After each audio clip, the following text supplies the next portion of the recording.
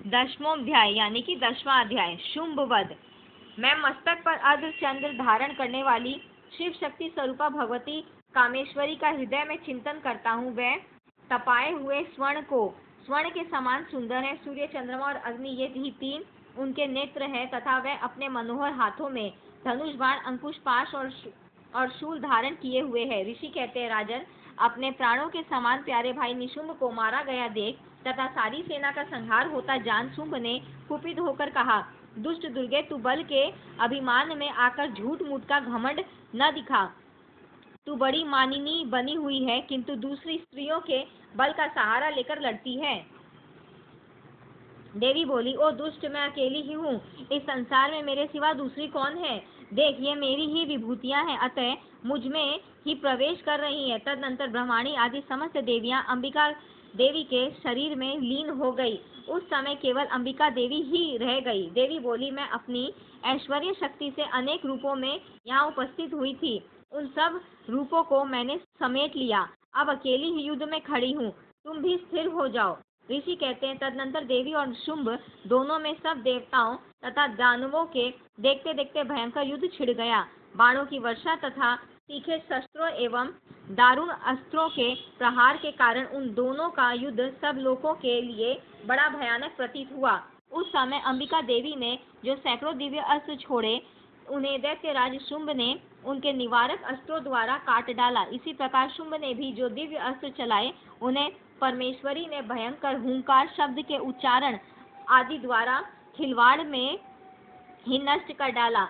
तब उस असुर ने सैकड़ों बाणों से देवी को आच्छादित कर दिया। यह देख क्रोध में भरी हुई उन देवी ने भी बाण मारकर उसका धनुष काट डाला। धनुष कट जाने पर भी दैत्यराज ने शक्ति हाथ में ली, किंतु देवी ने चक्र से उसके हाथ की शक्ति को भी काट गिराया। तत्पश्चात दैत्यों के स्वामी शुंभ ने 100 चांद वाली चमकती हुई ढाल और तलवार हाथ में ले उस समय देवी पर धावा किया। उसके आते ही चंडिका ने अपने धनुष से छोड़े हुए तीखे बाणों द्वारा उसकी सूर्य किरणों के समान उज्जवल ढाल और तलवार को तुरंत काट दिया।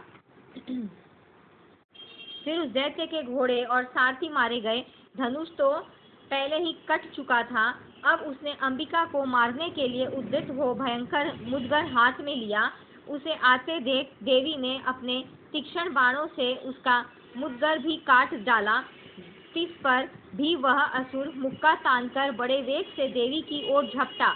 उस दैत्यराज ने देवी की छाती में मुक्का मारा। तब उन देवी ने भी उसकी छाती में एक चांटा जड़ दिया। देवी का थप्पड़ खाकर दैत्यराज शुंभ पृथ्वी पर गिर पड़ा, किंतु पुनः सहसा पूर्ववत उठकर खड़ा हो गया।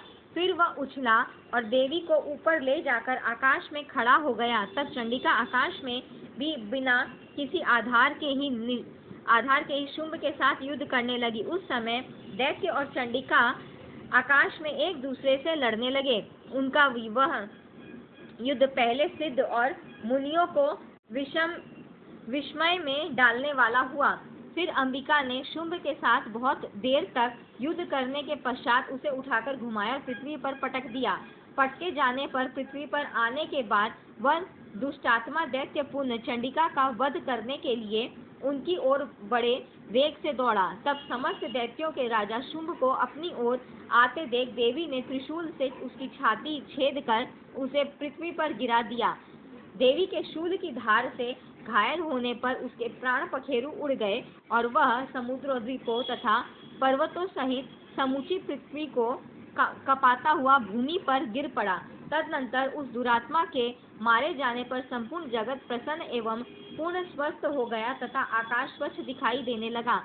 पहले जो उत्पात सूचक मेघ और उल्कापात होते थे, वह सब शांत हो गए तथा उस दैत्य के मारे जाने पर नदियां भी ठीक मार्ग से बहने लगी। उस समय शुंभ की मृत्यु के बाद संपूर्ण देवताओं का हृदय हर्ष से भर गया और गंधर्वगण मधुर गीत गाने लगे। दूसरे गंधर्व बाजे बजाने लगे और अप्सराएं नाचने लगी। पवित्र वायु बहने लगी। सूर्य की प्रभा उत्तम हो गई।